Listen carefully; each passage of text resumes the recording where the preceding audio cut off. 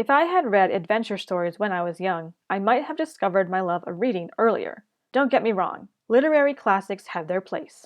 But when a teenage girl thinks Miss Havisham is the only interesting part of Great Expectations, while also thinking her class is reading The Hobbit too slowly, literary classics are probably not the right gateway into reading. Among the adventure titles that I wasn't fortunate enough to read when I was young are Tarzan of the Apes by Edgar Rice Burroughs and the stories of Conan the Barbarian by Robert E. Howard. Originally published as a serial in All Story magazine, Tarzan of the Apes follows the titular character on his journeys in the African jungle. Conan the Barbarian travels all around Howard's world in short stories that have him fighting demons, rescuing damsels in distress, and getting the better of scheming bureaucrats. The prose of Burroughs and Howard immerses you in a dense jungle and makes you fear every shadow in royal palaces. Tarzan mixes danger with discovery, while Conan's quests lean into grimdark elements, but despite the tonal difference, both authors pull you into rich, wild worlds abounding with rewards for those who are brave enough to venture forth from safety. It's easy to picture these stories being told orally around a campfire. Burroughs keeps you engaged for half the book with minimal dialogue, a very hard task to accomplish. Tarzan and Conan are adventure stories at heart, stories meant to thrill and entertain, where anything can happen. This does result in coincidental plot points, but given the nature of the narratives, it's easily forgiven. However, the transition from Tarzan the ape to Tarzan the man is so sudden, nothing can stop your suspension of disbelief from being completely obliterated. It's almost comical how fast it happens. The sudden shift was probably due to the novel originally being written as a serial, but it's still very, very jarring.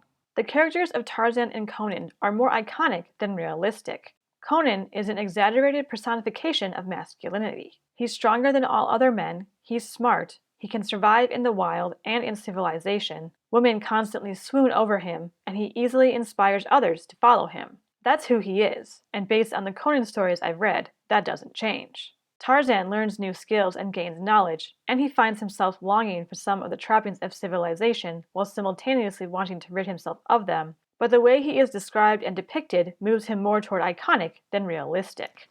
Even though these are adventure stories, they still present interesting questions about civilization and humanity. Being raised by apes, Tarzan has a unique perspective on the jungle's human and animal inhabitants and the humans of society. After concluding that he is a man, not an ape, he recognizes his place in the jungle, but learning his place among humans isn't as simple. He finds freedom in the wild, dangerous jungle instead of in the ordered, concrete one. The theme throughout the Conan stories is civilization versus barbarism. Conan readily admits he is a barbarian. He solves problems with his sword, freely pursues what he wants, and establishes hierarchy by physical strength.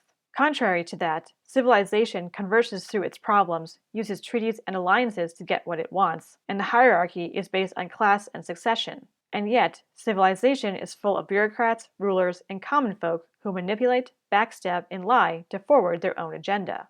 Conan's code of honor may be harsh, but his word can be trusted.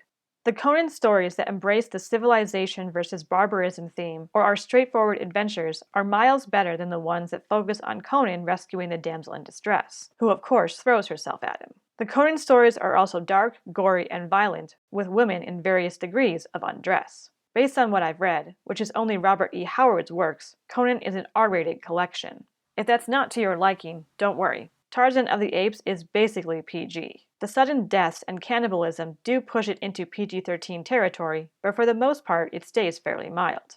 If you're interested in old-school adventures or are searching for classics that deserve the title, I highly recommend Tarzan of the Apes and Robert E. Howard's Conan stories. The brilliant prose perfectly balances escapism and art while exploring timeless themes about the human condition. I can't wait to read more.